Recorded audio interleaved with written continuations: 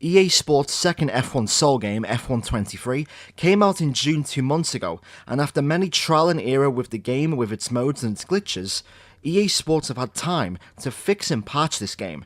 But if you're still on the fence about buying this game, then look no further than this video.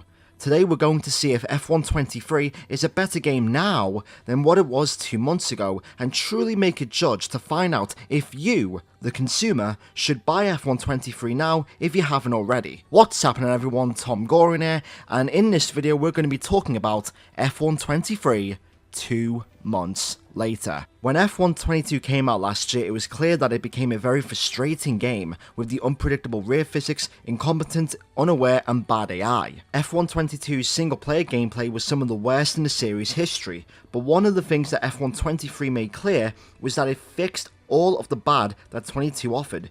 The AI from the start of the game was much better than the previous version. They do retain some of the behaviours from last year's game, but they seem more smarter with overtakes and strategy most importantly. They don't turn into you when overtaking, and they don't seem that overpowered when it comes to straight line speed and corner exits, unlike last year.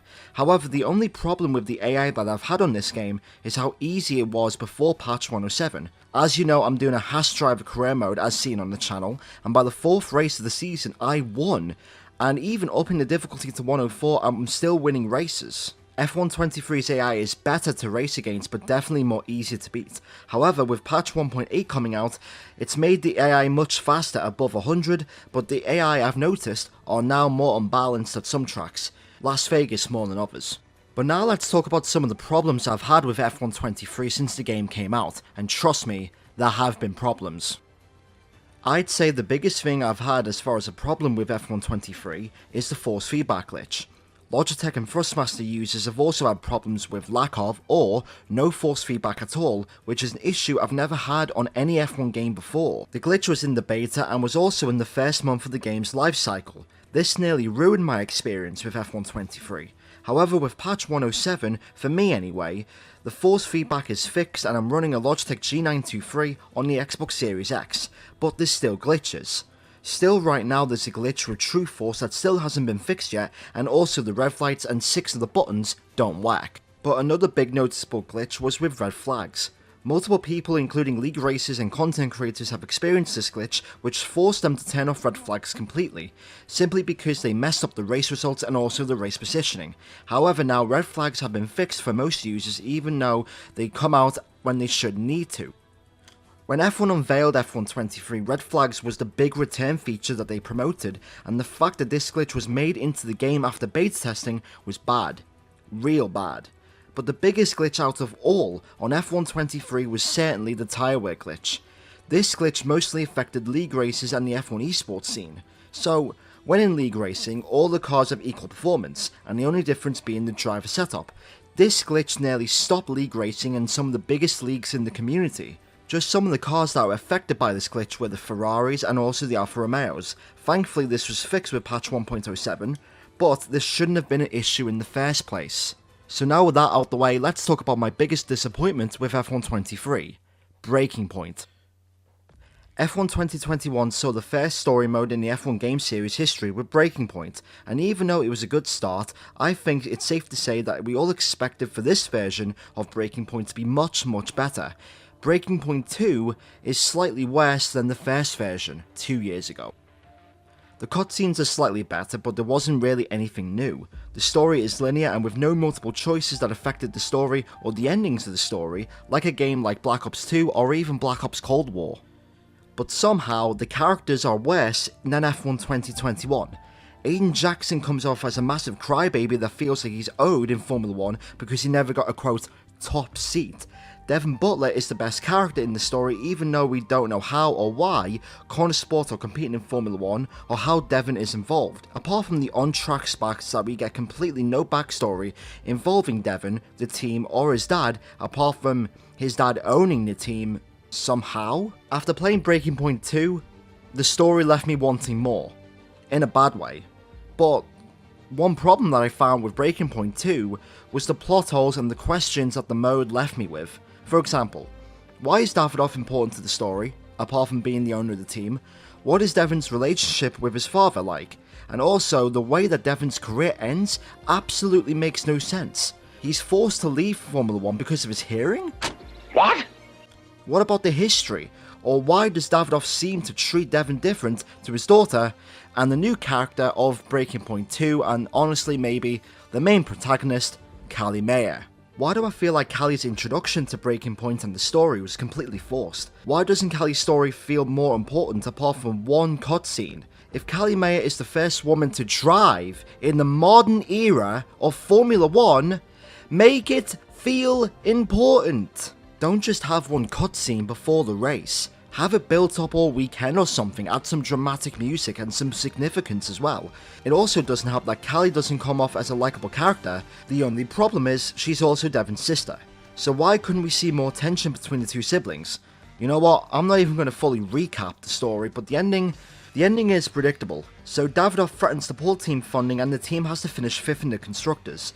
It doesn't say who against or why 5th is important. Aiden Jackson's engine blows up and it's up to Callie, predictable, to get a podium and save the team. I'll make a video talking about what's wrong with this version and why it's worse than F1 2021.